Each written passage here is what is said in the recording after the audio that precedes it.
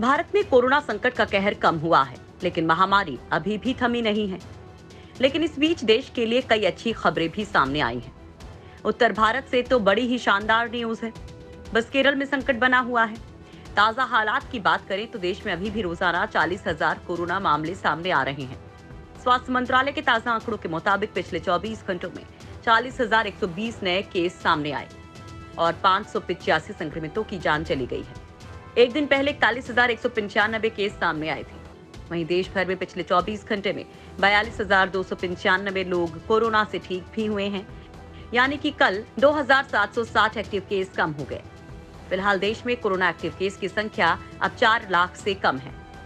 कुल 3,85,000 लोग अभी भी कोरोना वायरस से संक्रमित हैं, जिनका इलाज चल रहा है। कोरोना से उत्तर भारत को बड़ी राहत। कोरोना से बड़ी राहत उत्तर भारत के यूपी, मध्य प्रदेश, राजस्थान, बिहार, दिल्ली, हरियाणा, पंजाब जैसे राज्यों में मिली है। कभी यहाँ हजारों में केस मिल रहे थे, लेकिन नए केसों की संख्या सैकड़े तक ही सिमट गई है। हालांकि अब भी कर्नाटक, केरल और महाराष्ट्र जैसे राज्य चिंता की वजह बने हुए हैं। इसके अलावा अरुणाचल प्रदेश, मणिपुर और मिजोरम जैसे पूर्वोत्तर के छोटे राज्यों में भी नए केसेस की रफ्तार अपेक्षाकृत ज्यादा है। बीते दिनों पीएम मोदी ने इन राज्यों के मुख्यमंत्रियों से कोरोना संकट से निपटने को लेकर बात भी की थी। सबसे ज्यादा कोरोना का कोहराम केरल में देखने को मिल रहा है, जहां देश के आधे से ज्यादा केस आ रहे हैं। केरल में गुरुवार को कोरोना वायरस संक्रमण के 21,445 नए मामले सामने आए हैं। कोरोना से रिकवरी में भारत जीत रहा है जंग। कोरोना से ठीक होने में यानी रिकवर होने में भारत जंग जीत रहा है। देश में कोरोना का रिकवरी रेट अब तक का सबसे ज्यादा होते हुए 97.46% पर पहुंच गया है। फिलहाल देश में 3,85,227 एक्टिव मामले हैं। यदि अब तक मिले केसेस के प्रतिशत के लिहाज से देखें तो ये 1.2% है, जो बीते साल मार्च के बाद से पहली बार इतना कम हुआ है। देश में कोरोना का वीकली और डेली पॉजिटिविटी रेट भी लगातार 3% से कम बना हुआ है। कोरोना एक्टिव केस मामले में दुनिया में भारत अब 11वें स्थान पर है। कुल संक्रमितों की संख्या के मामले में भारत दूसरे स्थान पर है, जबकि अमेरिका, ब्राजील के बाद सबसे ज्यादा मौत भारत में हुई है। दूसरे देशों के मुकाबले भारत में रिकवरी रेट काफी अच्छा है और वैक्सीनेशन की रफ्तार भी बढ़ रही है।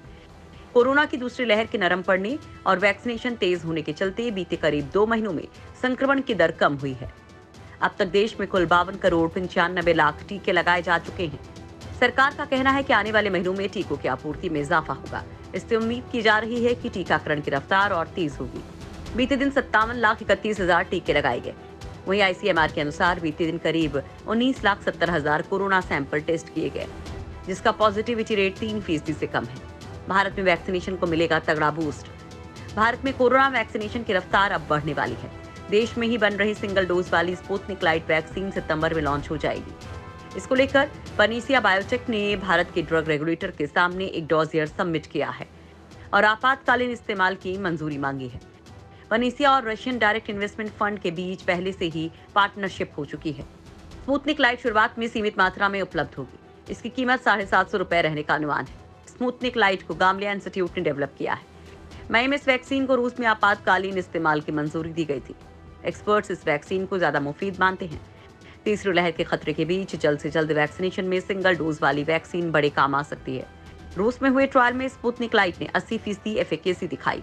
अभी तक 2 डोज वाली स्पुतनिक वी वैक्सीन का इस्तेमाल हो रहा है। हैदराबाद स्थित डॉक्टर रेड्डीज लेबोरेटरीज के ऊपर इस वैक्सीन को भारत में लगाने का जिम्मा है, लेकिन अब स्पुतनिक वी की किल्लत इस महीने के आखिर तक खत्म हो सकती है। स्पुतनिक वी के फुल रोल आउट को होल्ड पर डाल दिया गया था। इसी वजह से इसमें देरी हो रही है।